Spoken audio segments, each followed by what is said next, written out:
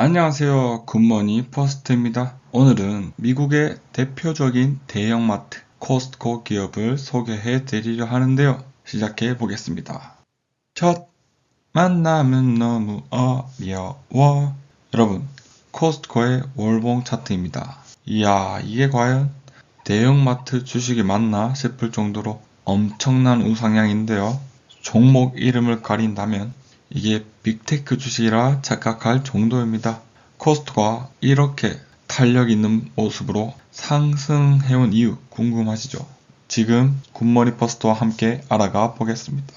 코스트코의 탄생 스토리인데요.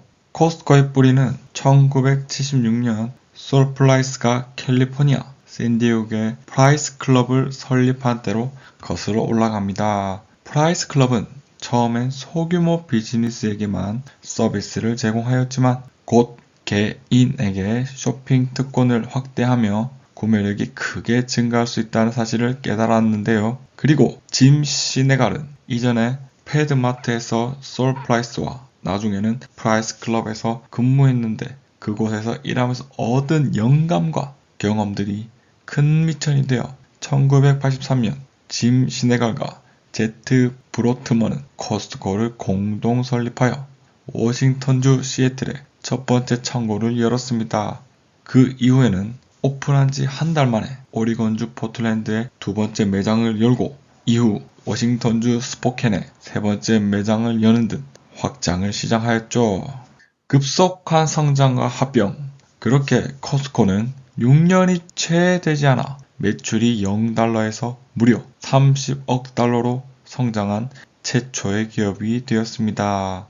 코스트코의 성공은 대략 구매를 통해 비용을 낮게 유지하고 절감된 비용을 회원에게 전가하는 단순하면서도 효과적인 비즈니스 모델을 기반으로 했는데요. 그리고 이때 더 큰 도약을 하는 계기가 있었는데 앞서 나온 프라이스 클럽과 합병을 하면서 처음에는 프라이스 코스트코라고 불렀던 이 합병은 법인이 무려 206개 되는 지점에서 연간 160억 달러의 매출을 올렸습니다. 이 두 혁신적인 소매업체가 통합하며 시너지를 내므로써 코스트코는 창고형 클럽 업계에서 우위를 점할 수 있는 발판을 마련했습니다. 코스트코의 인기 비결과 주요 전략 및 철학에 대해서 알아보겠는데요. 코스트코는 연회비를 부과함으로써 꾸준한 수익원을 창출하고 고객 충성도를 높입니다. 그리고 멤버십의 가치를 더하는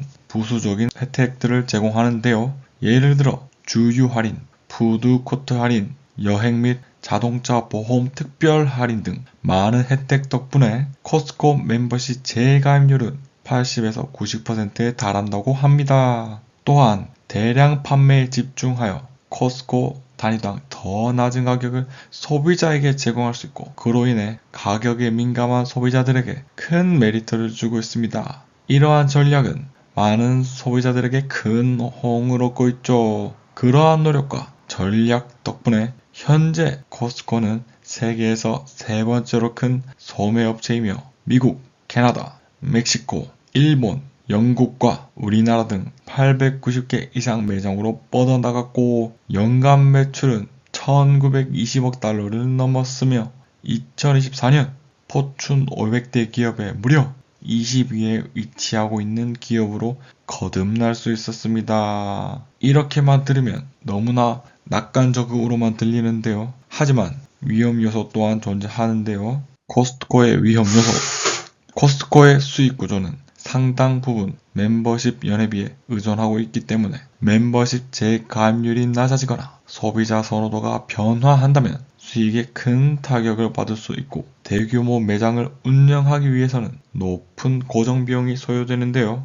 여러분, 인플레이션이 상승함에 따라 특히 임대료, 물류비, 직원 급여 등이 증가될 경우 코스트코의 저렴한 가격과 수익성 유지 능력에 영향을 미치게 될 수 있습니다. 또한 이커머스, 즉 온라인으로 이루어지는 전자상거래가 늘어나고 나날이 발전되고 있는데 코스트코는 아직 오프라인 매장의 많은 비중이 차지되어 아마존, 월마트 등 경쟁사에 비해 다소 디지털 전환 속도가 느리다는 평가를 받고 있습니다. 그리고 코스트코의 현재 PER은 57배로 대형마트주 치고는 높은 주가에 위치하고 있어 이는 잠재적인 고평가를 시사하며 가격 하락의 위험을 증가시킵니다. 코스트코의 미래 방향성에 대해서 알아보겠습니다. 이러한 위험들을 극복하기 위해 코스트코는요, 여러가지 노력들을 해나가고 있는데요. 코스트코의 향후 계획은 다음과 같습니다. 코스트코는 2025년에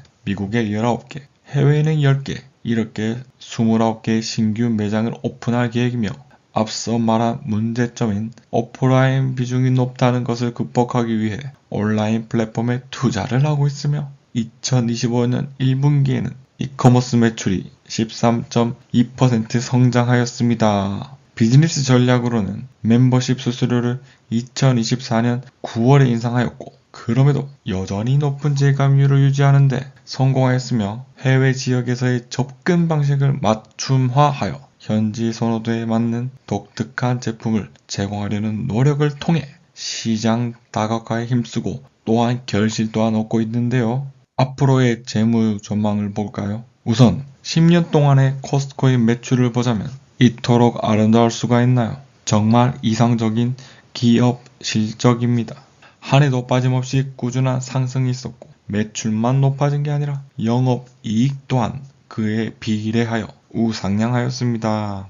이건 향후 3년 동안의 매출 전망 자료인데요. 지금까지도 굳건한 모습 보여주었던 코스트코이므로 특별한 이슈가 없는 한 충분히 달성해 줄 수 있는 매출 전망 같습니다. 자, 오늘은 코스트코에 대해 알아봤습니다. 확실한 훌륭한 햇살이고 안정적인 수익 구조와 높은 고객 충성도를 자랑하는 매력적인 기업입니다. 하지만 요즘 주식시장에서 주목받는 섹터는 AI, 반도체 등 기술 중심의 성장주들입니다. 반면 코스트코는 도매업이라는 다소 전통적인 섹터에 속해 있죠. 그렇다고 해서요, 코스트코가 매력적이지 않다는 건 아닙니다. 안정성과 꾸준히 상승하는 배당률, 그리고 경기 방어적인 특성은요, 분명 포트폴리오에서 중요한 역할을 할 수 있습니다. 결국 투자자 각자의 목표와 성향에 따라 선택은 달라질 수밖에 없겠죠. 여러분, 좋아요와 구독은 사랑과 관심의 표현입니다. 목 다 쉬었습니다. 오늘도 굿모닝 퍼스트 시청해 주셔서 감사합니다.